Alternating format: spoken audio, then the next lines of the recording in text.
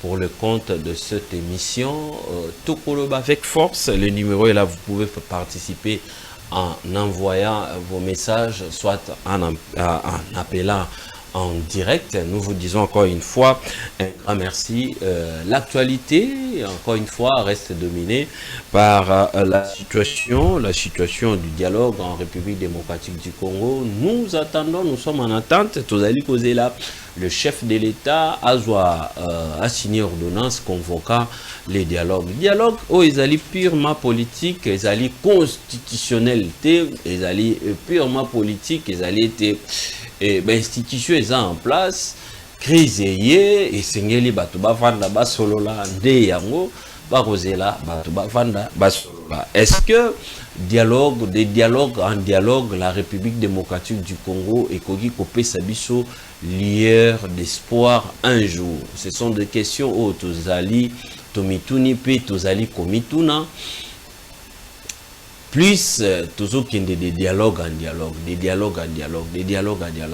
Après quinquennat il y a Liboso, le chef de l'État, tozali na moi ami balé dialogue et benda glissement pe dialogue et benda partage à la poste, parce que la résolution ou ekobimana dialogue, il faut que cham et je m'excuse, il faut que la structure en place, soit bateau va participer, la structure que ça la créer, le ministère que ça la créer, le ministère que ça la scindé.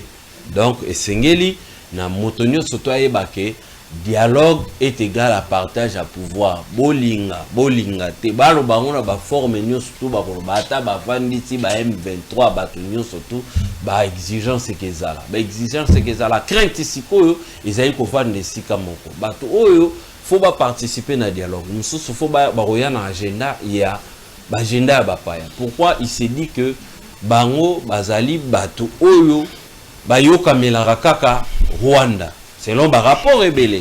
Mais, biso siko toko réfléchir na bande ko invité, l'apport, il y a dialogue face à la crise tozali dans la République démocratique du Congo. Comment toko résoudre la crise après dialogue inter-congolais, dialogue inclusif ndenge bande ko nyo surtout bazali ko beta lisolo na yango. Tokozwata na biso ya kotuna mituna et puis bino bato pe boko landa biso en direct boko ki peut participer comme d'habitude na numéro ezali affiché. C'est vrai dialogue faut ezala et ezala, mais quel est l'apport? Il y a dialogue face à crise tozana. Le chef de l'État l'a dit, il a conditionné même ma participation, il faut dénoncer. Mais chef parle ba que est-ce que dialogue est coquille pour résoudre problème autour dans la République démocratique du Congo? Ce qui est bongo, je convoque le dialogue demain. Ce qui dialogue et si ça problème autour dans la guerre, situation autour dans la guerre, je convoque ça demain.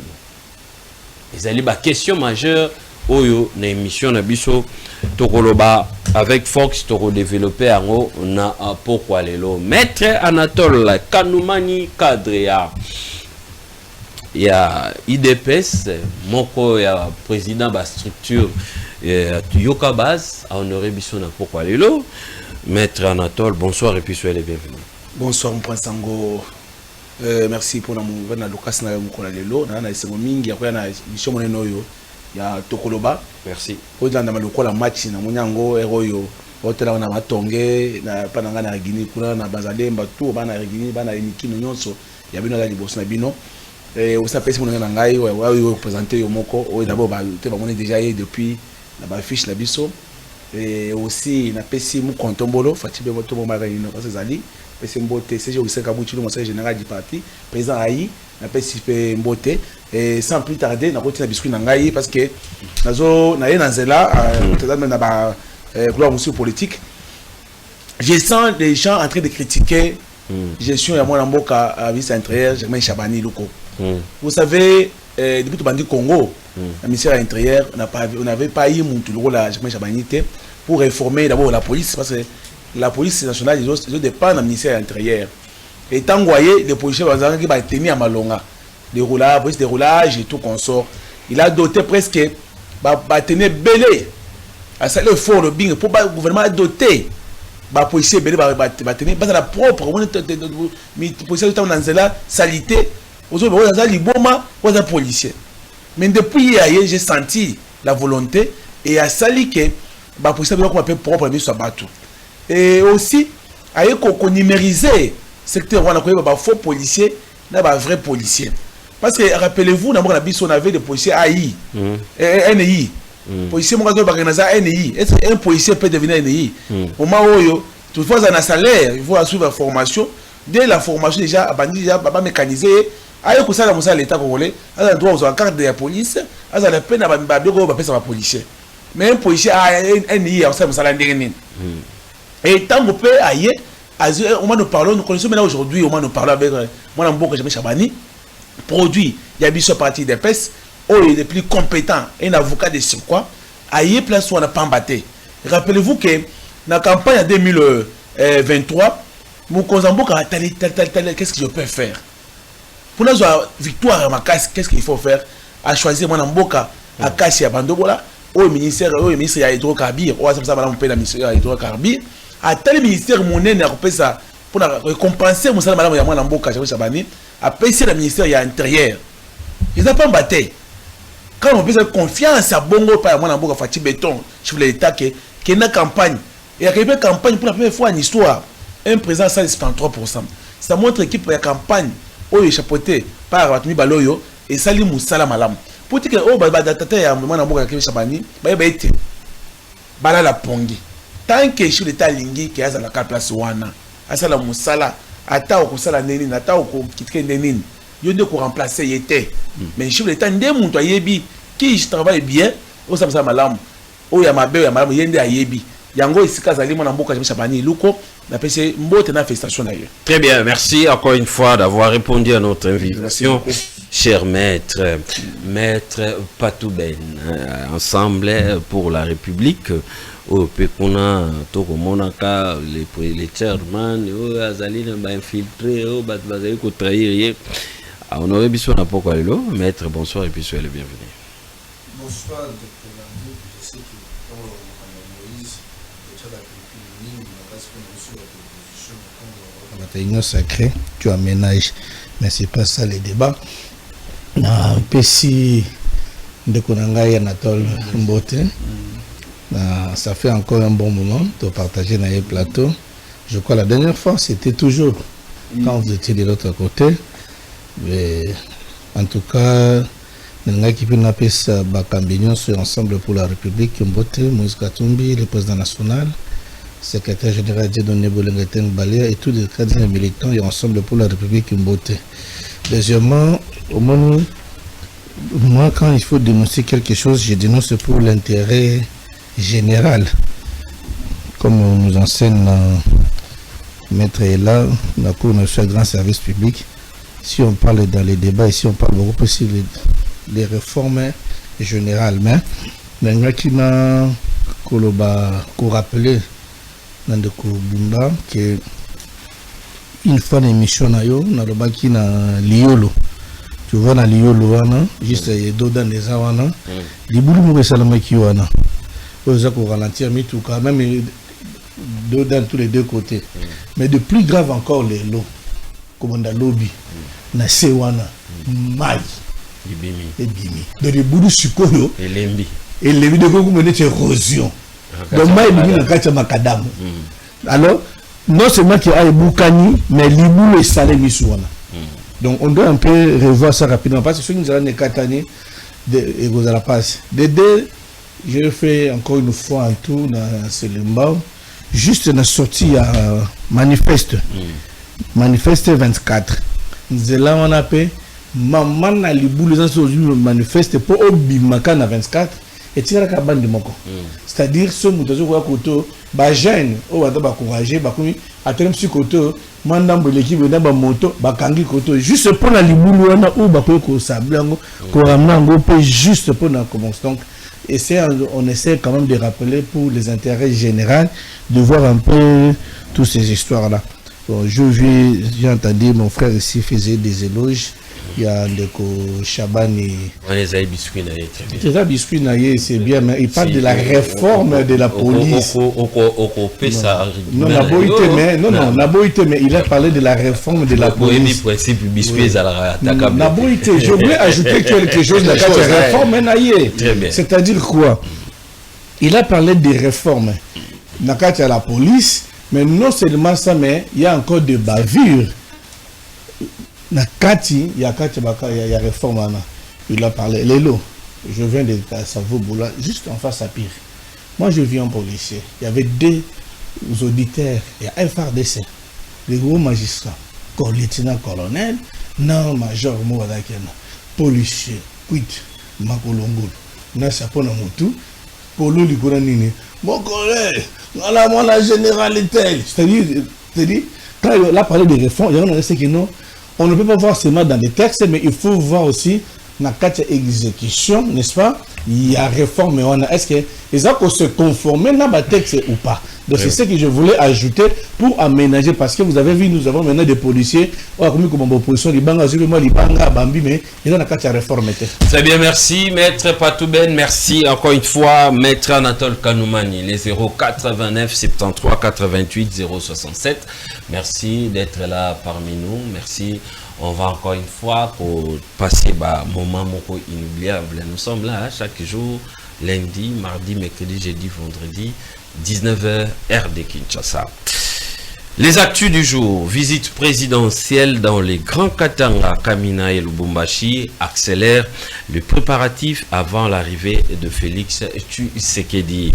Violence du 12 juin, la C64 juge les rapports de la CDH insuffisants et réclame une enquête internationale. La France a uni, le Rwanda doit retirer sans délai et sans condition ses forces de la République démocratique du Congo. Procès Fribao, Moutamba claque la porte de l'audience.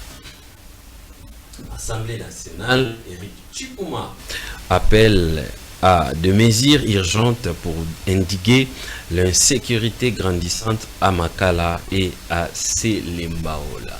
L'Assemblée nationale, Éric Tshikuma, il est le député national élu à Funa. Wapi abeleli na mungo makasi abeleli na mungo likolo lokola mwana moko ya Funa oyo wapi asala musala makasi situation na Selembao na Makala ezali kotambola bien te sengeli na bakonzi bakambi ya la Pulusu ministre intérieur basala quelque chose pona des communes wana Makala na Selembao surtout Makala.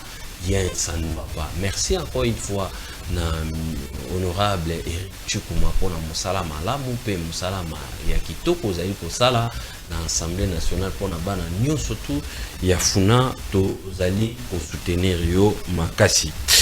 Maindombe, un chef Mobondo et ses 7 gardes du corps arrêtés par le FRDC à Kwa-Monto. Très bien, merci beaucoup.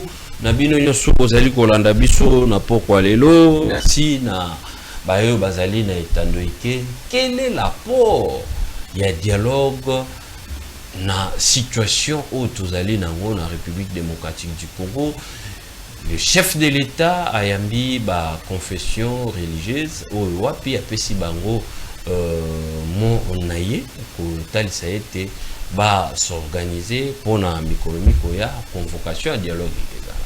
Mais il y a des exigences, il y a des choses où ils allaient peut-être pour lesquelles la biso to ko bango bongo to allez ko réfléchir en français na lingala moi moké pour tenir biso regardé pour na bande konyo surtout ba na facilité ya ko comprendre l'actualité politique. C'est-à-dire les lo oyo annonce il y a annonce principale, il y a convocation à dialogue et ils allaient préoccuper biso makasi. Maintenant, tous allez ko tuna mutuna balieu to ko kota na balieu parce que problème wana pe ezali ko déranger moi moké biso ndenge tozali ko réfléchir ko charge réflexion na biso na place publique sur la place publique il y a lieu inclusivité makambo wana nyuso tunde ezali ko beta ma ba exigence bande ko mususu ba il faut batu nyuso to ba participer mais il faut pas oublier tozali na ba dialogue mususu Rwanda République démocratique du Congo pour ezali ko salama na États-Unis et salama na États-Unis dialogue wana et puis processus nango et puis ça biso ba accord tozwa processus mususu ya pe ya Doha ezali ya ba M23 AFC ba M23 ezali ko salama na Doha et kiti na ba Suisse tout ça dialogue inclusif particularité nango ko zala nini pona ko apporter solution na crise haute tozali ko traverser na République démocratique du Congo. Maître Anatole Kaloumani ozalaka kolobaete dialogue ko salamate. Mais le chef de l'État, il a pris la décision à travers ma confession et surtout que le cardinal Oyoa puis Tikala jamais pointé du doigt Rwanda à Salaki en sortant dans l'audience na chef de l'État, mais une particularité et puis inquiétude des Congolais belé zali pour vendre beaucoup plus na pendant dialogue l'organisation à dialogue ce que salami ba résultat à dialogue face à agression tout ça dans est-ce que kezala ba résultat moko ekoki comment ba résultat à dialogue voilà notre question ekoki ko impacter situation autoza nango na est et la République démocratique du Congo. Moupansango, merci beaucoup. Vous savez, question à dialogue. D'abord, la question moko oyo. Comme bis na niveau ya cité na bis nga yoka base pour ça. Tu vas quand on a une formation sur la balabala. Tu vois, c'est très bien que ce n'est pas notre priorité pour le moment. Vous savez, d'abord sur le plan, d'abord coutumier, parce que le plan du droit. Le dialogue, d'abord, c'est normal. Lorsque dans une famille, dans une famille ou dans un pays, il y a des petits soucis, parce que ce n'est pas aussi constitutionnel. C'est seulement une coutume, une pratique habituelle où des gens pensent que pour finir, surtout au Congo, parce que au Congo c'est plus de 15 dialogues, tout ça lit déjà, il faut que tout se retrouver autour, va possible se retrouver pour avoir intérêt à Bango, solo là et tout consort. Ce n'est pas aussi mauvais et tout solo soucis que sur la boyer. Après là, il y aura un partage à gâteau et tout ça. Et monsieur Bitumapé va rebelle batika manduka na bango comme à l'époque il y a ba on a biso azali sur Robewa na Pierre Bemba Gombo ça de 1+4 truqueti comme en 2500 sites oh parce qu'on a tout ça la constitution à 2 ans gérer ensemble ça la constitution à 2 ans et tout consort c'est une bonne chose maintenant niveau actuel une question de autonomie pour dire que est-ce qu'après dialogue wana ou bazo senga wana et que si ça a un impact le dialogue faut ça la mandenge nini pour ba résultat nango et influencer et situation toza on a est pour dire ceci vous savez dialogue d'abord pour votre formation ce n'est pas le chef d'état ou hasard ou à prôner dialogue toi sengi que ma opposant ba qui n'est pas naie à senga ba boya na autorisé dialogue non on a promettre dialogue ils a ba opposant depuis longtemps tant que l'état bandi campagne ya chemin constitution. Et on pensait que moi aussi ça bitumba pour la bango tout a tout ça la dialogue comme ça tout mettre fin na bitumba or donc nanga était bon que na monde de mobimba j'ai parcouru na moya na ba livre na tangi dans pas toi les boss nangai je ne vois pas vu une place où on m'a dit que pays moko bo bitumba zaki makasi ba vandi bitumba les silaki non au moins ceux qui zaki ke bitumba na entre les Congolais. Exemple, Mubondo. Mubondo mérite que ça dialogue. Ce qui Mubondo, comme on a ça pour, faut que tu aies un bateau dans la province na Bango. Pour ça, rencontre Mubondo, c'est là qui à l'époque il y a Chabani, et là il y a l'époque il y a Chadari. 2017 à Ken, à Kanankuna, à côté na Bamu comme on a ça pour, à ça na Bango, du coup pour Muboye, Bayokani, Bapis Bango Babilo, Basingaki et Silaki.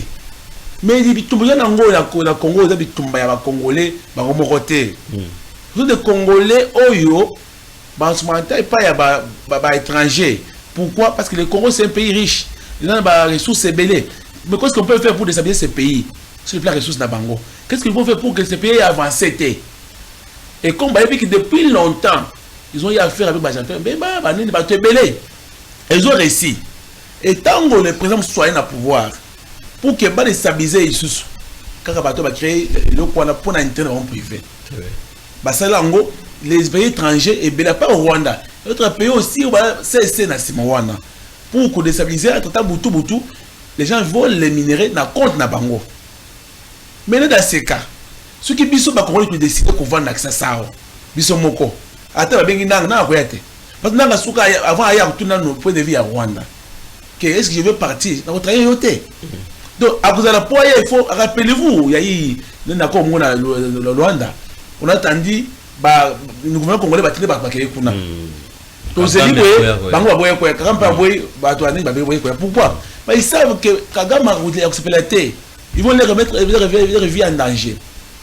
Au moins, que ceux qui vont réussir l'émission, aller à Tomboki, ils vont diviser Bango. Ils vont chercher bateau, ils vont traiter pour être contre les Bitumwana. Donc, il n'y aura pas une solution sur le plan sécuritaire. Mais au moins, sur le plan comme ça, donc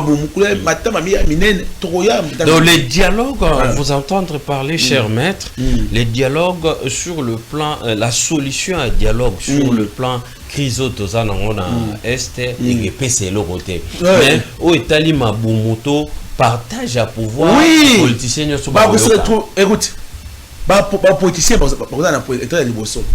Katumbi a oumeli na exil. Hein? Ako senga ke basa bango faveur basa ni bazonga.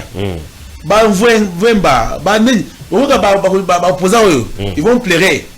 Il faut pardonner bateau se poser les politiques basa ni bazonga. Ba moi pero lo waka banini bazonga bateau so ba bewana. Bazonga ko na biso. Il faut pas participer à l'exemple que ba basa la tête. Et aussi, il faut voir, il y a des prisonniers politiques comme selon Bango, Batouko là, Konsa Moutamba, il faut pas ça, Babi na prison, Kabila, la sanction la Bango. Les peines, Bakona Kabila, on a pas l'ongolango, Bapisa grâce, Moro Boye, pour être aïa, na dialogue, Wana. Au moins, il y a l'intérêt, il y a un homme politique. Oh, en prison, c'est pas dans ma cale, je viens de là. J'ai vu mon toit, il y a un téléphone à quoi il y a Pascal. Mais l'autre copine en prison. Mais mon toit, on a dit que Kabila a abomi ba Congomani. A volé ba Congomani. Mais ba toa ba millions ya ba Congomani. Mon toit ndia bima na abima. Aya ko de dialogue, après c'est une leçon. Et l'ONP ba yo na restitution pour ma ministre ba secrétaire provincial national biso oyo ba Congomani oyo ba kitra ba Kabila to kena wapi. Et les gens qui ont combattu na guerre que non Kabila on a condamné. Et puis nous, au niveau politique, vous l'avez bangos. Vous l'avez bangos ici, mais pour les pays étrangers, ils vont dire que la musique na bango, na Congo, et talibi sauté. Très bien. Il y a un peu dit ceci. Moi, je pense que le dialogue, Fatine de Moutoko, ce dialogue. Bon, ils ont marqué là, écoutez, Fatine dialogue.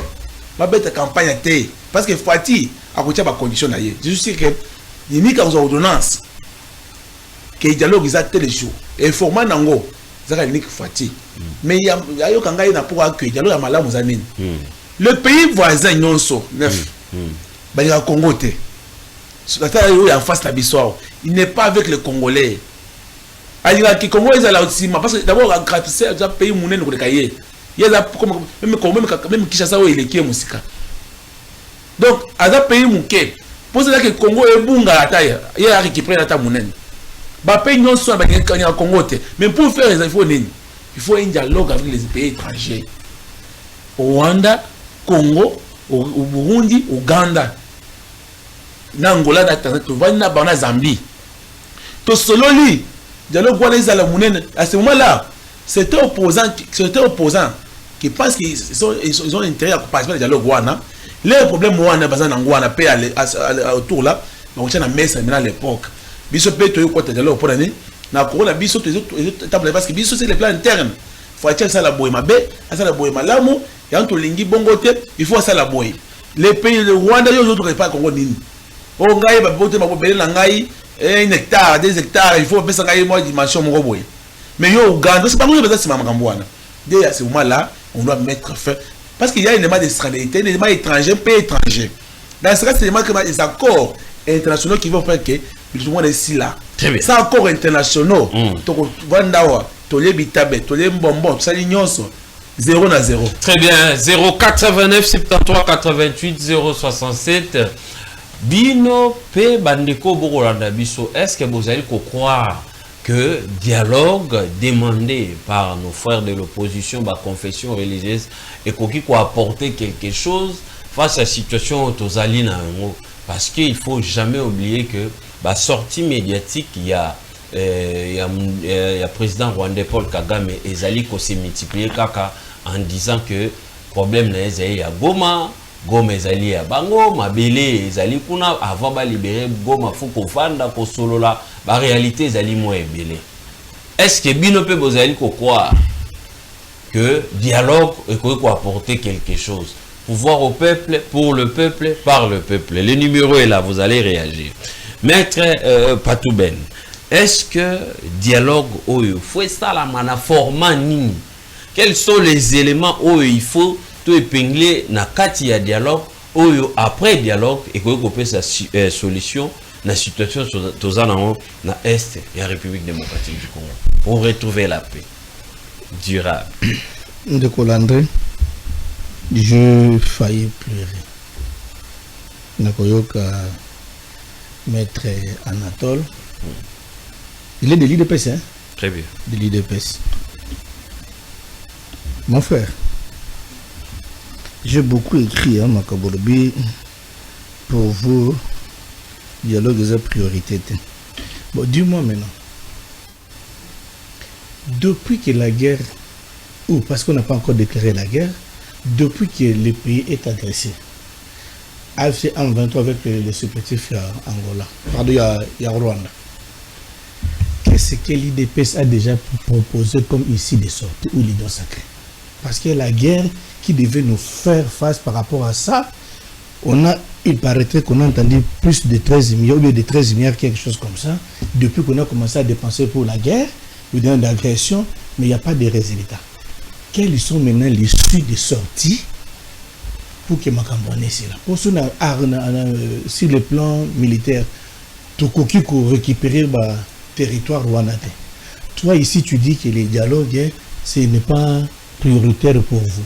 Quelle est maintenant l'issue de sortie que l'IDPS peut mettre à la place pour que la paix revienne à l'est de la République? Ça, c'est un. Dédé, on dit que Dani Mobondo méritait des dialogues. C'est vrai. Vous serez sans oublier que parmi les membres du gouvernement ici, le gouvernement de Kinshasa, notre gouvernement, il y a ceux-là qui ont dit que Mobondo, n'est-ce pas, c'était l'œuvre de Kabila. Tout le monde nous avait dit, nous avons crié, ok. Mais par après, il y a eu sortie médiatique. Il y a porte-parole et FRDC qui a dit que Mobondo est aménagé par les gens de Kinshasa. La majorité sont autour du chef de l'État. Qu'est-ce qu'on a fait de ces gens? Ndeko Eliezer Aouti, je le salue en passant, au moins parmi les gens qui essaient de travailler. Eliezer Aouti n'a pas Mobondo. J'ai entendu sur d'arrêter quelqu'un de Mobondo, non? Leur chef aussi, c'est quelque chose comme ça. Eliezer Aouti a Makamobondo. À Sololina Bango, pourquoi jusqu'au jour d'aujourd'hui, vous n'avez pas encore publié la liste des gens qui alimentent Mobondo qui sont à Kinshasa? C'est-à-dire, à un moment donné, quand il faut dire quelque chose, il faut, tous à la cas, parlons nation. Il faut pas tout le monde, émotion personnelle, sentiment, pendant qu'il y a des gens qui meurent de l'autre côté. Ce sont des questions où nous. Vous avez parlé ici, Robi, que délégué Nabiso, Bakendaki Nangola, et comme il a quitté pour signer l'accord. C'est ça, non? Mais laisse-moi te dire, le jour où Jean Laurence entendait les deux chefs de l'État pour qu'il signer l'accord cadre, le jour où on va se retrouver dans Qatar, tu veux dire quoi là-dedans? Moi, ça dit, le problème c'est quoi? les gens attaquent na le fait ou les offres. Oyebi qui rencontre Moko Kagame qui n'a raté. Mais c'est ce que j'ai dit. Mais c'est ce que j'ai dit. Le problème c'est quoi ici? On n'attaque pas aux causes, mais on veut attaquer na fait. Mais il faut d'abord commencer. Qu'est-ce qui a fait que ma fait wane bimabouye? C'est là où ça pose un problème.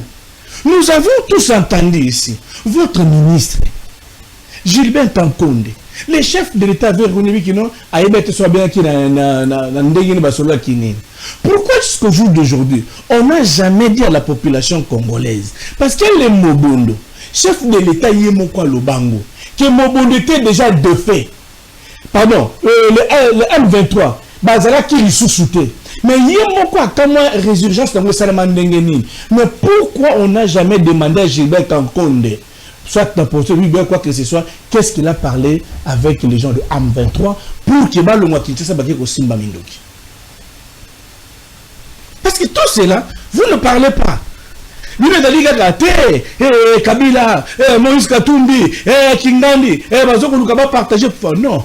Au contraire, vous, de l'Union sacrée, vous n'avez pas besoin que la paix revienne.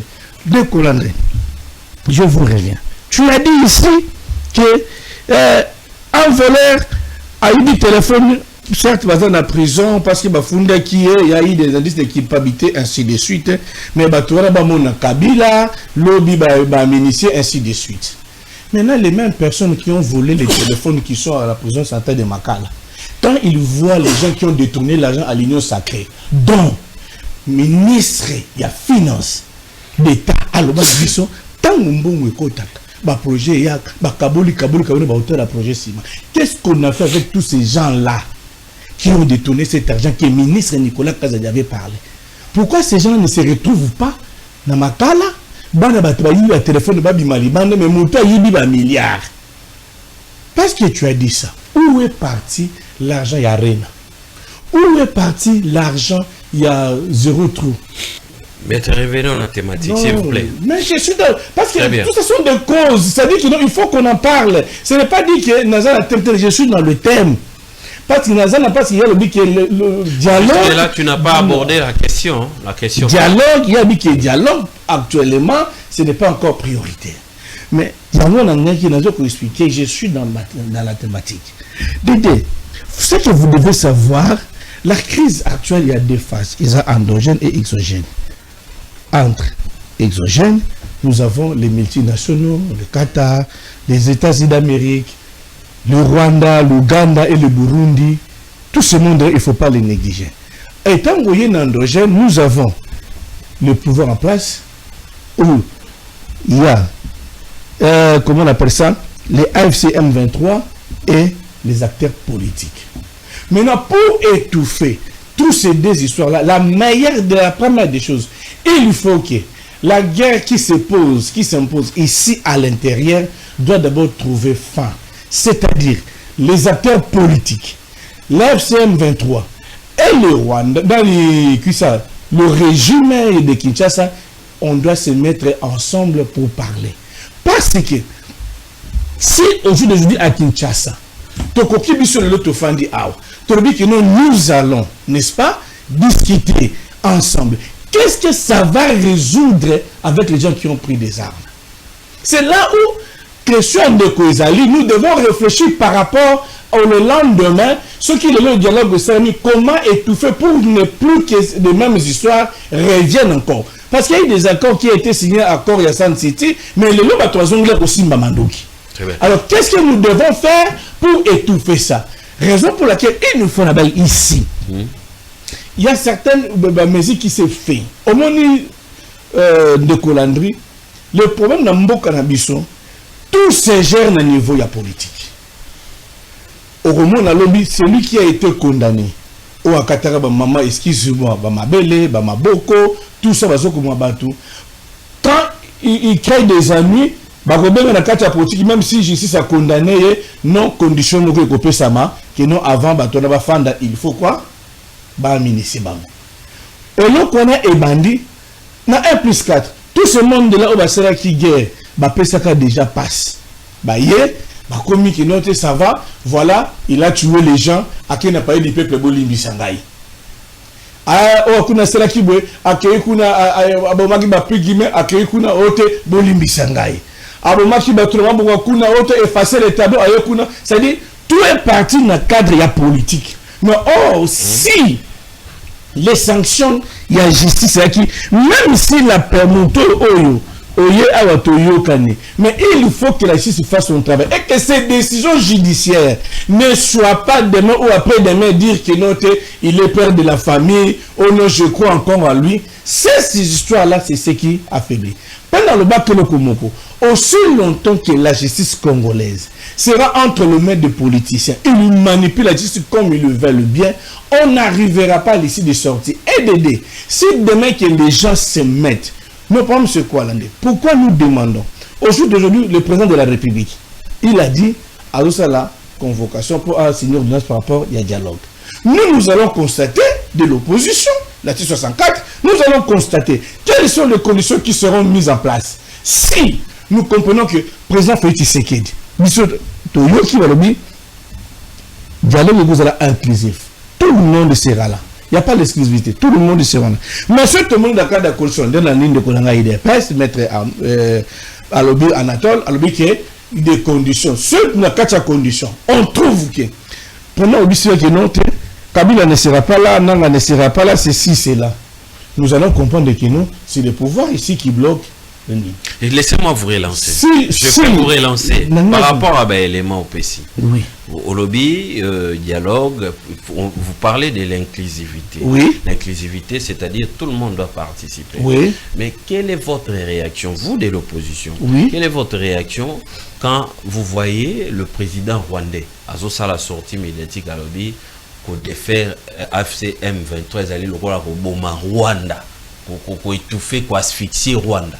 Par rapport, il y a une sortie médiatique, il y a Paul Kagame, Koloba était, Azali qui insisté, M23, ce qui est Koufi, et Zalrola, Rwanda, une partie à Rwanda et Koufi, donc M23, il faut exister pour Bango, Rwanda, Bazala va bénéficier. Quelle est votre réaction? Voilà, c'est par là que j'ai dit, il faut, pour étouffer, c'est pas le Rwanda, l'Ouganda et le Burundi, tout ce monde qui nous entoure là. Pour les étouffer, la meilleure façon, c'est de rappeler tout ce monde-là. Qui? Est-ce que ce sont des Congolais, l'ensemble des gens qui sont là? C'est-à-dire, moi je parle des Congolais qui ont pris des armes et qui sont soutenus par le Rwanda. Très bien. C'est-à-dire, ceux qui présentent Félix Tshisekedi, alors dit que non, les dialogues EIA, Bibatunyo Sobakota, et que Kabila refuse, Nanga refuse, nous allons tous tirer des conséquences. Parce que pour le moment, dialogue, on a appelé dialogue, maintenant, les conditions sont mises en place. Ce qui va dire que notre bâtonnier se bat et que Bango Baboyi, la population congolaise va comprendre que bateau a donc pour vous, notre question, il faut qu'il y ait inclusivité, un dialogue pour espérer résoudre la crise. C'est ça le problème. Et après cela, après qu'il concerne, il faut nécessairement équiper le FARDC. Très bien, merci beaucoup. 089 73 88 067, on va vous accorder la parole. 3-4 personnes par rapport à la situation que vous allez traverser. Pour mettre Patou Ben et Sengeli Babenga Batonyon surtout, Vandisi Bango, Yoki Bango, et puis pour faire face à la situation où vous allez pour mettre Anatole Kanoumani, le quoi la bateau Oyo Bazali beaucoup plus utilisé par les Rwanda Mutazali ko utilisé bango, on peut pas espérer tout soit ba conclusion to résolution o elongo bani so ki toko bato ba ko se retrouver après dialogue ezakaka ba politique pour na ba poster partage à ba poster, mais tout soit solution après dialogue pour na agression ezali moins kokoso. Bino, vous avez penser nini? Pouvoir au peuple, pour le peuple, par le peuple. En réaction, 2 minutes, maître Anatole Kanoumani, le maître Patou Ben parle de l'inclusivité. Il faut, dans le cahier des charges, fait des routes, voilà les mots, fait des routes, il y a chef de l'État, et c'est l'inclusivité, zala. Abengisa batunyo soto. Comme ça, batunyo sosogi baye, toye bandengeni, togoyi kosala, pona kobundisa.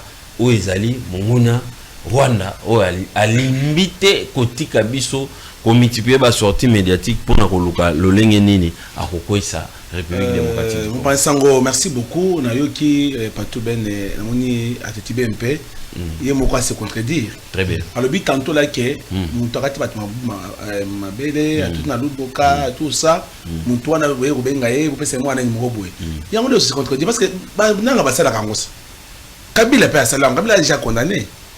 Montant quoi na dialogue à la fin il y aura tout des postes.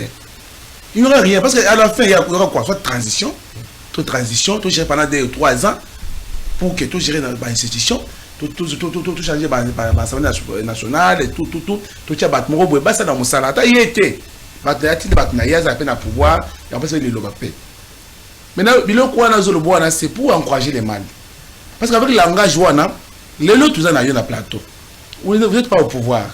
Est-ce que aussi qui pas aussi qui va sur carré minité ou aussi baboto le mois si OK pour ça la rébellion ngai nazali na plateau on a défendu le régime pendant combien d'années est-ce que on est là pour on est frustré pour aussi mamandu que batukuna na Goma mais c'est quoi l'issue des sorties non yango je laisse tango ko engager bato na bazoti mandu ko na Congo na est obengi ba mbaye kotoyo et pèse comme une jurisprudence vous avez dit que bandi le loté.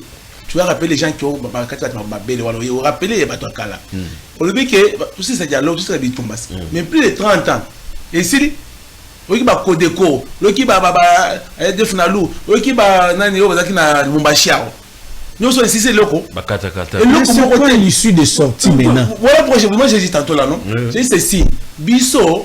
Nous sommes le bois na aux relatés makamoro boye ou eko simba te ils ont batouan le surtout les dialogue tout vendre tout ici donc ça on a bangwana ça Rwanda ça Burundi ça Ouganda tout ici makamoro ici parce que ba poste ba gérer quand batouan comme ba maintenant ko lia batou ça vous allez makamoro batou ils seront pas tranquilles ils vont pas na bakuba bakati makamwana po ebeba basa nini besoin na zamba soit simana bango basa ba vous allez frustrer na ko ba na ko wana te nous sommes ministre na bino ngana zuité allez na kina kazamba on va faire comme des dialogues na Congo na biso est-ce que Congo na biso ba boti Congo ba ke Congo pourquoi ba dialogue kaka na vie mandat fatiza na Congo vous pouvez patienter et comme en 2028 bon évaluer nango est-ce que si bitu pas vous êtes en train de bokoya ne wa bino wana bo organiser ba dialogue na bino wana te oui, mais c'est quoi l'issue des sorties? Écoutez, mais j'arrive, j'ai conclu. Oui. Pourquoi vous avez que mandat ici là? Parce que quand vous voyez en 2027 par exemple, ou 26,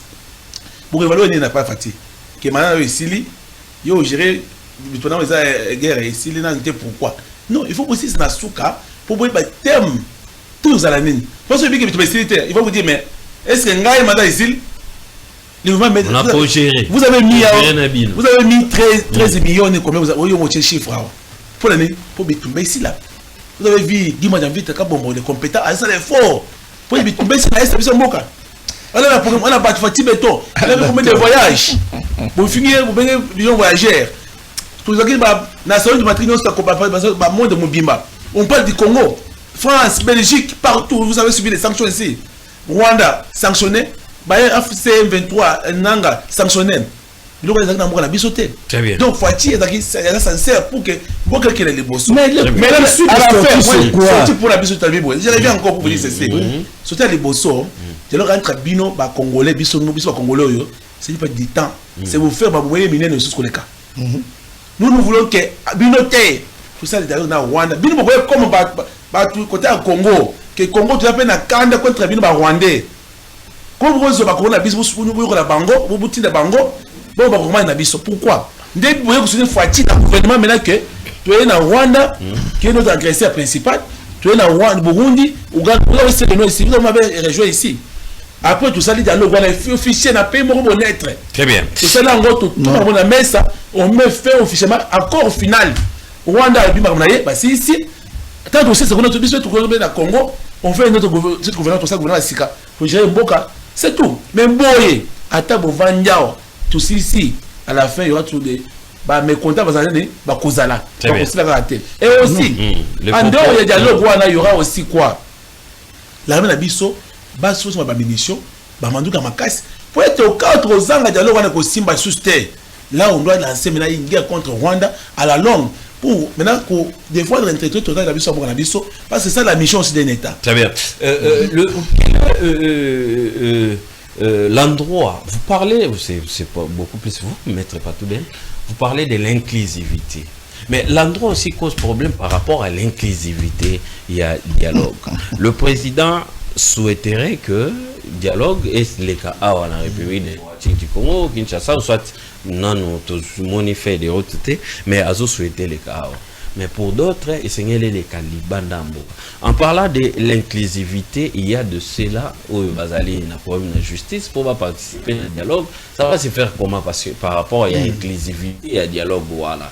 Est-ce que l'endroit aussi cause problème et qu'on a retrouvé personne bateau diriger dialogue et ça m'a comment? Je crois que la population qui nous suit jusqu'à maintenant n'a eu quitté ici de sortir. Il y a Makamboza SO maître Anatole, membre de l'UDPS, nous a dit tu as lobby photo solo là s'il vous plaît on a pour relayer au cas où photo solo là na ba pays agresseur Rwanda c'est plus mieux que solo na bango pour na continuer ça après en interne to solo li en interne après parce que solo en interne et ko pesa biso suite à malongate au moment où ce sont les pays voisins qui nous agressent. Ndekolandre. Dakati ya corps. Je crois prendre 2 ou 3 aux alliés à cause de soins minéraux ainsi de suite. Qu'est-ce que la République démocratique du Congo n'a pas donné au Rwanda? Pour que Rwanda a retiré les mesures défensives. Parce que dans les accords Rezali, mais nous avons donné. Raison pour laquelle on a lobby Awa. Il faut attaquer les causes. Il faut comprendre pourquoi nous avons accepté, n'est-ce pas, que le taux qu'on gère les minéraux n'abisso na Rwanda, mais le Rwanda a toujours assoiffé de la guerre. C'est là où se pose un problème. Est-ce qu'on a dialogué avec le Rwanda? Mais écoute, ce n'est pas nous qui avons dit ça. Et où tu n'as Mounoko, il y a porte-parole, Moko est représentant chef de l'État. Il y a carnet d'adresse. Il faut, dans un moment autosali, tu vois, le temps autosali, c'est le temps où nous devons amener le message de l'apaisement. Nous devons tous donner la chance pour que la République ait revivre encore la paix. Tu sais, le conflit entre les acteurs politiques, FM 23 et le régime à Kinshasa, c'est la population qui paye les pots cassés. Parce que chacun se réconforte, n'est-ce pas, la position. Mais c'est la population, plus de 7 millions, 6 millions en déplacement. Alors, raison pour laquelle moi j'ai dit, il faut d'abord oh non, que les chefs n'a que ça qu'on dit qu'akuna n'a pas une mission pour le que notre patron n'a que ça qu'on dit qu'akuna au lieu de bombarder nos motos au lobby il y a quand nous to fanda to zong sabe est-ce que nous n'a pas ça mais oui n'a pas ça un jour tu vas revenir mais dans le bagarre na bino que président Félix Tshisekedi d'Europe c'est bino musala ma casse ya communication chaque jour on comment changer. Mais monsieur Totira le Moko, venez qu'on en discute ensemble. De Kolanda a posé question Moko sur les liens. Vous devez savoir, mesures sécuritaires, il faut qu'ils en aient confiance. Je doute fort. Il faut qu'on se le dise. Dans ces pays, Mobutu et Laurent Désiré Kabila, ils se sont parlé pour trouver entre Bangoun et Wapé, Naoutenik. Dédé. Quand le pays était déchiré en 2001, 2001, tout ça il a été déchiré. Jean-Pierre Bemba, Namopanzoyo, Boussania Mouss, Nabamende, Mopanzoyo, Banane Roubero, Namopanzoyo. Kabila, Mbok a été divisé presque en 4. Mais qu'est-ce que l'autre avait fait? Kabila, il a accepté. Pour ceux qui ont conditionné, on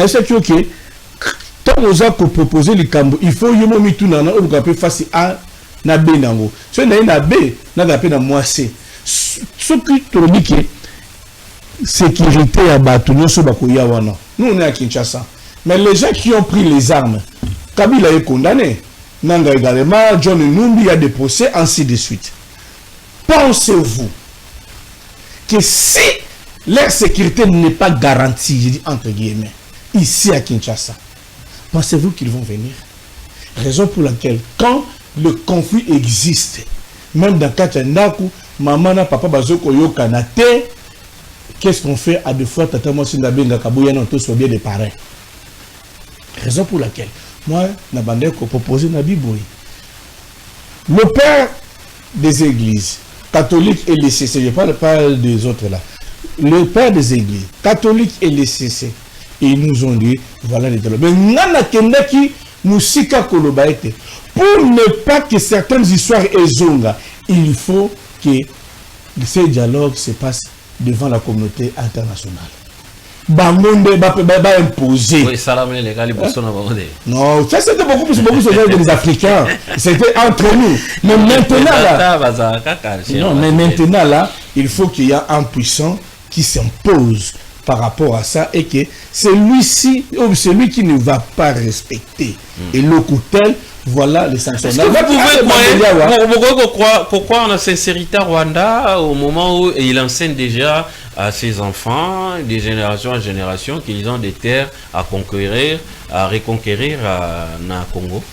Raison pour laquelle on n'a pas une fois ici, même notre éducation, parce que beaucoup de gens ne lisent pas. Est-ce que les gens savent que même Guissène là, c'est fait partie de la République démocratique du Congo? Je pose la question, est-ce que même ça dit, même l'éducation n'a pas sur la classe, au début de Colandré, quand on chantera debout congolais, il y a beaucoup de policiers même des fois qui vont voter. Quand on chantera debout congolais, quel est le message de la véhiculée dans la hymne national? Et quel est l'enseignement qu'on donne na bana oyo? Au moins de la classe, même des choses tangi, autant que carte géographie au monde. Autant que histoire du monde, métropolitain, c'est tout ce monde. Mais pour moi, que enseignant vous enseigne l'histoire du Congo, c'est tout à fait problème. C'est-à-dire, même le système éducationnel, il faut à la revue, de sorte qu'on commence aussi à enseigner. Parlons de... Tout le monde a Amérique, c'est pour les Américains. Ceux qui ont même dans Rwanda, on a côté la frontière, vraiment bien. La main d'œuvre ici, c'est pour les Rwandais.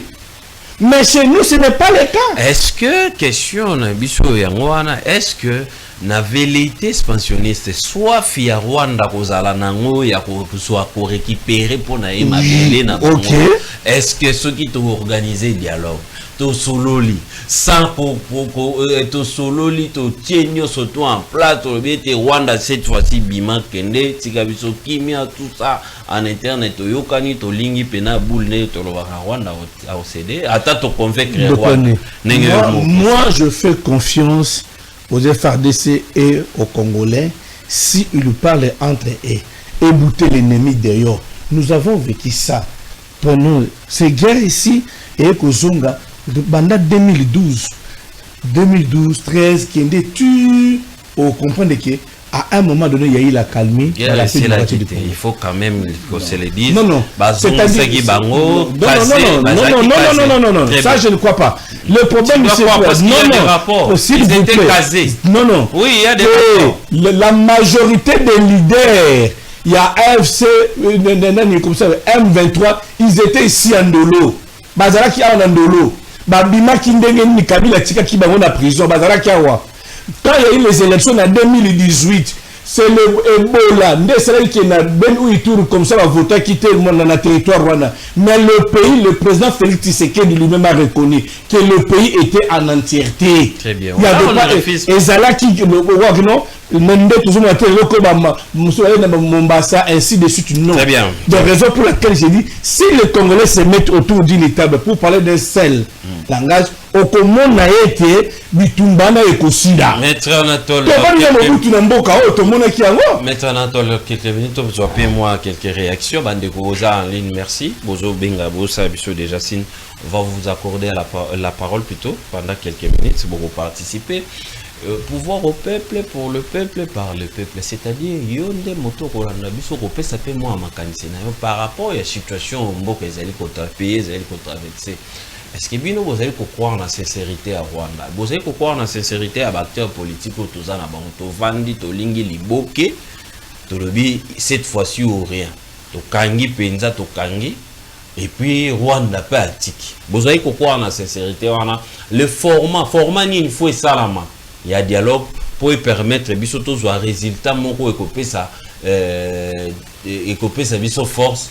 Il y a quoi appliquer ma résolution pour la situation tous na est on est allé question tout est allé une question totuni bino pe borope ça ma cantina bino pouvoir au peuple pour le peuple par le peuple n'est mon conseil. Maître Anatole, est-ce que vous croyez vraiment à la sincérité il y a Rwanda que ceux qui sont associés la communauté internationale na dialogue devant Rwanda pe to vandi to sololi na ba congolais na ba rwandais comme l'a dit Maître Patouben, ça peut influencer na ba résolution. Mon père Sango, merci beaucoup. On a vu qui Maître Patouben koyoka eboye, vous sentez que aye na plateau ko sala kaka batu président na ezonga na mboka na dialogue ye mo akimi ye mo ye na dossier mo côté ye mo akimi akena ye so ko songa na ya songa na yawa aya tati kambute et aussi mais yango c'est le bas parce que tout le baboye allez tete bino po possible mi se sekedi na makamu o ye bino mo ko kiaza mabe bon ça la tombe la boye ensemble pour la République nous on soutient fait ce que dit pour que guerre soit ici là. Il faut le savoir dans la foi de Ngai a décidé on se fait ce que dit pour guerre ici là. Mais nous bah dans Kabound avec Ngai paix je soutiens. Vous allez perdre quoi? Mais nous quand on vend tout les mots à Congo, tout vend juste solo là. De essayer pourquoi c'est cette conscience à congolais. Marie na est on a chaque jour matin soir. Mettez pas tout ben. Vous conseillez quand tout maintenant non chef on fait un discours moko, on fait une déclaration politique, on soutient directement avant d'aller au Rwanda. Nous, les Congolais, la biso, tout ce n'est rien. Nanga vous allez fragiliser. Avec les gens opposants, vous décidez binomo que on se fait ce que le gouvernement congolais. Non, vous allez au moins soutenir la société. Et très Rwanda. Mais qui ne reconnaît pas qu'il est président? Mais il y a quand même, non, j'ai dit c'est ça. Mais il est le président de la République. Bon, c'est que Bino va vraiment dans le dialogue. Mais pourquoi pas que je... Matin, il faut l'avait fait une fois ici. Rappelez-vous, on a fait béton, parce que là. Et sous quoi? Moïse Ratumbi et Moko. Et sous quoi? Il y a la consultation. Non, parce que tu as cité le nom de famille. Et sous quoi tu vas faire? Sois calme. Non, non, et sous quoi tu vas? Parce que tu as cité le nom de et sous quoi tu vas? Moïse Ratumbi a Yaki. La consultation, Bengaki a Yaki, pour répondre. Pour mettre fait. Quand même, ils agressent. Boya, Bemba va batoyer, comme sincère. Katumbi a Yé. Au côté, bah, mais non. Na réunion wana bon vendaki bo gérer na ba ministère mususu c'était bon même nanga za moi muke fragiliser que les opposants ensemble c'est une bonne chose balongo na opposition ba pas fati c'était une bonne chose mukolo mo sa bi ko wana bino nyonso ba ta opposition nyonso ba bulenge tenge ba nini boyokani vous allez marche contre Rwanda na FCM 23 bozongi Boti qu'on plaider pour la cause de Bango. Mais quand Gom est tombé, les gens font leur marche ici. Pourquoi vous le chasser?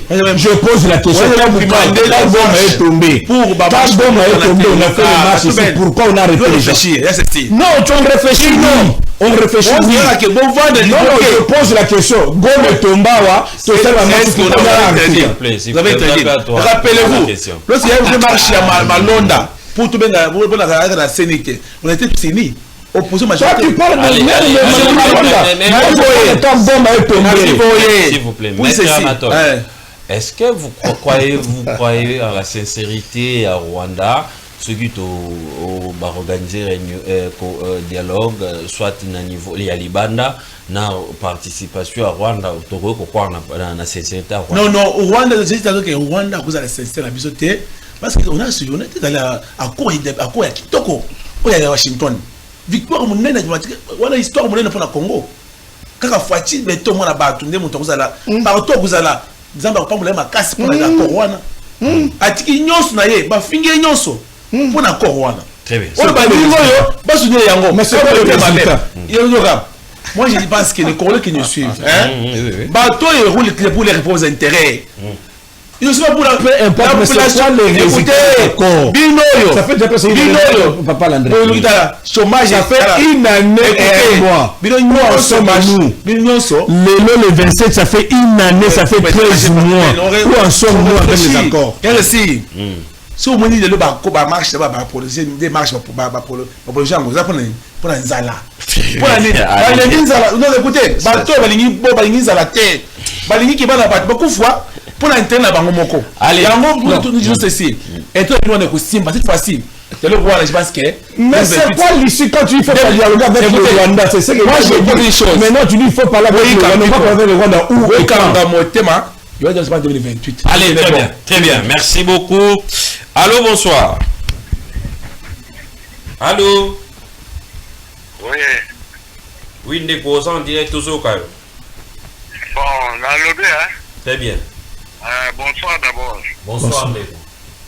Oui, bonsoir. Oui, aux en direct aux Okayo. Vraiment, Mawato, la débat de nous avons la famille à mettre la route à la bino boye. Je regrette de ma part. Je suis amitié. Oui. Alors, vraiment, moi, que ça pour la population. D'abord, c'est la population qui est le leader. Et tout le monde fumo, Kabeloko, on a l'honneur de Congo. Exactement, donc vraiment, les deux côtés. Vous avez le moment, et donc c'est vraiment direct. Mais après tout, vous avez changé la langage. Makameza teke obomi mutu, oyebe kaka ba Congolais ko pardonner yo, oya ko fara na bino après votre pouvoir, vous partagez bito todo nyokoma. Hein? Vraiment, bino kantaka bino ba prosala politique hein. Donc bino ko tanga bito comme de wana ba kide ko tanga bito te. Papa, ya papa o mutu wana mo tsatumbi. Donc, moi, je suis tout là. Avant de m'attendre, on a dit que la mbaba kilenda. La mbaba kilenda. Il y a un niveau de jouer dans la pilote. Hein, il y a un mot à vendre et à mener wana. Hein? Tu y a pas comme nous tout les autres de monde. C'est pour moi papa. Donc, en tout cas vraiment pour ça la tête au lieu de l'homme n'importe quoi les gens souffrent. Car papa, on tient que c'est gratuit ça mandat d'ailleurs après tu gagnes l'élection, oh les gars, allez que deuxième moment pour être c'est quoi? Très bien, merci beaucoup. Kotombokate, diminuer ka volume ya télévision, tozai koyokana format nini sengeli salama pona to zwa ba résultat escompté après dialogue. Est-ce que faut laisser président Félix Tshisekedi si sa mandat naé to banda ko réfléchir dialogue et to organiser l'élection parce que ça sera tellement difficile il y aura comité de organisation de l'élection pour la situation que vous avez traversée dans la République démocratique du Congo. Allô, bonsoir. Allô. Diminuer volume na yo, s'éloigner moi mon quai et pour te kana malamu 089 73 88 067 bozali kolanda biso toza ebele en ligne tokozwa kaka mo échantillon moko rapidement pour na to zonga na plateau bandeko bazwa maloba tozali na décalage nous koloba ete tokoloba nzela moko te na bino et nzela moko te soko bengi zala diminuer volume salela retour ya téléphone pour ça la retour ya télévision. Allô. Bonsoir Ndeko. Bonsoir. Oui Ndeko tozo kayo tombola moi mongongo. Ah papa, na bengi bino na batege. Oui. Na appétit ya koyoka bino nde bosamba biso wana vraiment. Donc bino boyoka mawa te ya baninga. Boyoka Oui, loba tozoka. boyoka mawa te. Bato bazonyokwama bazomona pasi toluka avancement ya mboka bino bozoki kosala badeba inutile. Rwanda ndenge aza wana aza motu oyo akoki kobundisa Congo te kaka bino bakongolais nde bozokende kosala bamabwi wana mpona kokanga baavantage na bino mpona kobomisa bana bato na baete kuna. Eza malamu te oluka solution ya malamu mpona kopesa peuple congolais kimia na mitema. Bino boza na kimia te bata Moïse Katumbi baowela mbo. Moïse Katumbi la yo kimai na mboko nana benganaki yo. Kabila yo lero ozalaki awa nana benganaki yo. Bato banda obetelo maboko na nzela leka yokomi opposant quelque part. Mawa kotala biloko bozosala bozobanga ta nzambe. Très bien, Nicolas. Quel est le format au dialogue déjà allé annoncer pour Mikolo Mikoya, le chef de l'État a signé ordonnance, convoquer le dialogue, mais tout ça pour tourner la question format nini et c'est les salama pour espérer qu'on soit résultat après. Allô, bonsoir. Allô. Bonsoir. Bonsoir papa. Ça va en direct, hein? Très bien, ça en direct au local. Dans le but, on a dit non, on a débat. Dans le but, en tout cas, pendant que Moïse Katumbi a dans pembe noire. Et ça, c'est regrettable vraiment. En tout cas, il à la 18 ans où Kabila Sali, na 8 ans il y a Fatia Sali. Ça dans la comparaison. Batika tata bakukatilisa kina suka. Kapo na tipele mamazuru baiza seregreta. Yazo mona tido makamasa na comparaison makamaka no ayi. Très bien. Merci beaucoup. 089 73 88 067 Maître Patou Beni ensemble pour la République. En face nae Azalina Maître Anatole Kanoumani. Il y a IDPS structure nae formelle moko ezali yoka base ezali moko ba structure ezali pe nakati il y a IDUPS. Tous allez beaucoup plus qu'on réfléchir par rapport à la situation où au pays n'a biso ezali ko traverser situation il y a agression où wapi perdurer makasi dialogue et que vous allez convoquer Mikolo Mikoya mais essayez ça la nini pour tout espérer peut-être tout long à la discours et à la guerre à tout moment. Allô, bonsoir. Allô. Ah, bonsoir. Bonsoir, papa, en direct aux occasions. Oui, nabengi depuis mon afula. Très bien, toujours pas. Nasa toujours quoi, nasa ko participer na émission. Merci beaucoup. En tout cas, ndeko ya Moïse Katumbi oyo alimbisa ngai. Oyebi esika Kagame azali aseka biso na ba débat au basala. Ya biso moko ba Congolais muto pesa Kagame force. Pour que na esika ya zali donc n'habiti. Olie na nende ko ti koloba kuna to bundana nu to sanga biso na ba opposant oyo so de ba Congolais. To sanga na to ko na nu te na mboka na est na biso kuna esika mobulu ezali. Soki to longi guerre wa to bengani monguna akena ni mosika. To tikali biso na biso. Et ce moment là ni to kofanda to yeba to sali dialogue to yeba to kosala ni kendi mabito kendi malamu. Mais kaka bino kaka ba opposant makambo lo kuna ya passe bolili subo dialogue bo na kuluka ba komba si bele. Tout ça ba Congolais, tout ça to comprendre makambo ndenge kendela. To luka mbongo ti. Makambo ba opposant ba sala lelo. Nzamba kutuna bango un jour. O baza kuluka nzamba kutuna bango. Bango makambo Kabila salite. Kabila président, un président akio comme rebelle. est-ce que vous trouvez normal? Mais quand Kabila soit déjà opposé aux Congolais, vous connaissez quoi appuyer? Vous ne pouvez pas aider à Kabila. Parce que nous tout ça du nombre. Tout ça là-bas, tout ça là-bas, Congolais du sang. Tout comprend ma camboué les cas. Merci beaucoup. Merci, c'est tellement gentil. Merci de participer depuis la commune de Mongafula. Merci surtout na pertinence Nabino, na ba retenu et puis surtout na respect. Il y a ba invité au ba honoré biso, na respect pe ya bandeko ebele ba kotala biso ce soir en direct au peut-être la opportunité mais ba kolanda débat comme il faut comme il se doit mais ba 8 ans ya robenga te mais yo 8 ans ko benga et sengel na yote au finga et sengel na yote placer ba momoro déplacer mais en échange des idées ndeto zali ko zo lumière ezali nini yo apesi likanisi ndeko pa pesi likanisi yo poza elpe na ndako po pesi likanisi neto kotonga Kongo na biso ya sika to bade déjà ko pusana.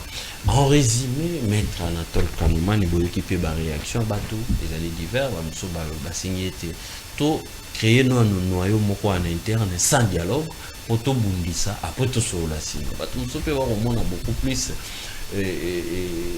cercle vicieux wana ya kobadelaka au dialogue bolimbisi bato bako boma bato ça n'est déjà de trop en République démocratique du Congo. En résumé, yo ko kotala ba Congolais ko pesa bango nini et puis na ba dirigeants. Merci beaucoup. Vous avez senti que la place à côté Nabiso fati grandir ma boissa na mboka Nabiso de le Congo banzela etungami ba école ba biloko fati ça na Congo bato yo ba opposa yo il fallait pas remercier Fati. C'est pas que tout ça na yo longo. Ba ya na inter, ils ont quand même dialogue te va dire ka mukolo wana réunion moko boyete. Ndeko nangai Congo isa parti politique monene ça na Congo ça Congo. Ba ensemble non mais on a qu'un parti politique qui c'est la RDC. Si bisu sangani autour ya Fati, on va perdre de quoi? Tobi que opposition ça connu effectivement ça va opposant mais on veut vers vous. Tout va na ensemble longo. Limbisa yo alors tu vas pas poster mais pour la bola au Congo donc on a vu l'histoire monde de Mobimba que ba Congolais mo ba sangala ki na Fati sans poste mon côté même population pour plusieurs raisons que en tout cas effectivement bateau ba solo opposant mais tant on est la réunion donc il y a le caché na CC ali c'est votre intérêt parce que quand on va nous battre vous avez suivi des appels ce soir on peut dire que la majorité a gagné pas pour l'opposition. Parce que nous avons compris que le monde a foulé au bateau Benga. Combien de temps ils ont construit qu'on a? Ok, na matete. Je vais ce matin na matete. Na mouni papa nanga ilandri. Matete comme un paradis. Tiki sens. Ok, na ba venu nous ça pour te porter à l'époque. Ah oh, Chilombo. Au tabou pas boma. Même dans la rencontre ngaité. Nous sommes pour voir Fati. Kabila tiki biso nous ça va na sanité tiki yango. Le lot que na ba combien nyoso. Comment ça kobonga? Je sais les des écoles, na hôpitaux na Lubumbashi, na Mbujima et na Kananga. Ba université ont construit. Et c'est pas ça nzoba. Mais oui na pas plateau apaiser. Pour bien que non moi pas ça musala. Faisant pour Moïse quand tout. Pour nga na roule ensemble parce que vous pouvez le remonter. On se peut le connaître ensemble mon cher frère. Allez résumer s'il vous plaît. Venez tout sangane longo. Tu fais partie béton au peu de nini. Na ba dirigeant le vini. Hein? Ba dirigeant. Ba dirigeant na biso ya nini? Ya mboka. Mboka na biso vous savez. Nos dirigeants d'abord na mboka na biso, on est certain que dialogue nyonso kompo na conclusion na ngai, autre ça na Congo wa. Et aussi ça bitumba tant que on n'a pas intéressé ba pays étranger. Il faut tout ça la nini. Botre na ndoko na bino wana boya faire biso. To que le dialogue da munene, on a eu tantôt dans l'étranger. Alors il m'a réjoui, a dit que il faut protéger dans ça je l'ai réjoui. Oui, protéger à côté de Macabo. Yo tourner mon tourner mais bah toi bah côté que ça ne pas quota. Mais moi j'ai dit que les pays africains parce que les pays africains on a ce qu'on va vendre. Il y aura même médiateur. Attends pour toi il bande aïe. À tout le monde dans mon comme aïe. Surtout si ici mramwana biso za personne ba opposant ba so ba volata mutu mo mibale. O ba kende kuna. Ba peut-être ba makamana bango pe ba opposant. Donc moi qui est tozonga wa tout ça na bambote na nzela to li ensemble longo et Congo yo kende liboso. Mais tant que ça ba intena bino ya bana na ba kende poto ba matin ba ça nini to so le comme côté. Très bien, merci beaucoup maître Anatole, maître Patou Ben un mot par rapport à ba dirigeant qui est pas ba peuple, il y a peuple congolais participer. Je commence à dire quand mon frère a dit il faut qu'il y ait tout sangana. Mais pour ça, on appelle quoi? C'est mettre en face de parler, non? Mais je pose la question. Quand Obi il y a des formats où on a dit. Non, mais c'est là. Vous voyez qu'on soutenir le chef de l'État pour comment on peut soutenir quelqu'un? C'est là qu'il faut poser la question. Non, mais qui t'a dit que nous on a besoin de postes? On demande les postes. Mais pour non, je pose la question. Quand ici nous avons toujours dit il faut déclarer la guerre, c'est pas une proposition. Donc je pose la question. Quand ici non, il faut qu'on déclare guerre. Na Rwanda, il faut piège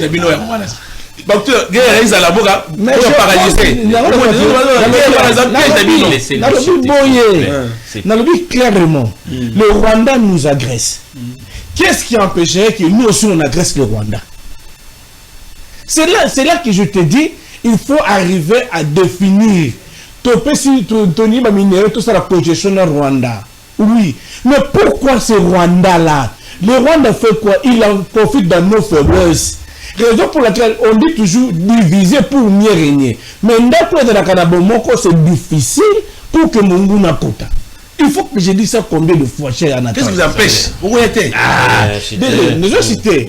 Mais ce que vous devez savoir, quand tu parles de Rwanda, tu sais, tous les 9 pays qui nous entourent, personne n'acceptera de voir la plus démocratique du Congo et Téléma debout. Parce que tout ce monde-là, il faut que nous ayons qui est basé à Bangouni Nabiso. Dans la carte politique, il y a ce qu'on appelle les intérêts. Brazzaville a rendimaté que le Congo et Téléma beaucoup de là. Qu'est-ce qu'ils vont faire? Ils feront de sorte que Batia Kabino Mobulo Kekoto selon les simbités. Mais aussi longtemps que les Congolais se mettent comme un seul homme pour dire non à ça, tu me donneras raison. Parce que les mêmes personnes là que tu dis là, ils sont alimentés par qui? Les Rwandais alimentés par qui? C'est pas par les multinationaux. C'est pas par les États-Unis, par la France, ainsi de suite. C'est ça que je te dis. Non, oh là là. Exemple, voilà moi j'atterris en disant ceci de Colandry. Les Congolais doivent se mettre ensemble. Le temps où je rejoins un peu le propos de Vital Kamerhe qui avait dit le temps ne joue pas à notre faveur. C'est le moment qui n'est pas de Koualobi que pour la unité Bogozerati, Félix Tshisekedi a signé sa mandat. Bon, Félix Tshisekedi sur aussi mandat. Personne n'a dit que Félix Tshisekedi a signé sa mandat. Il va finir son mandat. Mais avec quelle situation? C'est ça qui pose le problème. Il n'arrive pas à travailler. Plus de presque 13 milliards d'euros qui sont S. Ce 13 milliards et que gagne S, on va faire autre chose pour cet argent, oui ou non? On va le faire. Mais pourquoi on doit toujours retourner ces masses Est? Très bien, merci. C'est là qu'il faut poser des questions. Merci beaucoup, Maître Patoubé. Merci d'être passé. C'est à moi de vous remercier, malgré que tu as donné beaucoup de temps au jeu de l'Union sacrée. Les téléspectateurs savent que tu as été toujours plaintif. Très bien. Non, pas merci, du tout. Merci. Merci beaucoup. En tout cas, la route, c'est bienvenue Balibi. La 3 aspects, j'ai vu la commune très propre. Alors ça, la petite bureau climatiseur, la balabala, la poisse, la moussala, bateau boy, ne bomba luka. Très bien. Bateau boy, banana mboka la biso Congo, Kinshasa oyo. Mboka ko bongo le cas. Merci beaucoup. Merci beaucoup, Maître Anatole. Merci, Maître Patoubé. Merci à l'équipe technique. On se retrouve déjà à la continuité de la discipline télé, YouTube sur YouTube. Vous s'abonner, vous liker et puis vous partager, vous tirer commentaire nabilo, la discipline télé. Et puis la rediffusion c'est déjà demain matin 8h. Un nouveau numéro à 19h, on va encore réfléchir. Crédit. Cette fois-ci, tout va en vivre à lire. Donc, vous devez au moins participer dans le débat, vous donner vos points de vue. Et ça a vraiment capital pour Nabiso surtout, vous allez espérer cause un changement. Encore une fois, merci. Merci.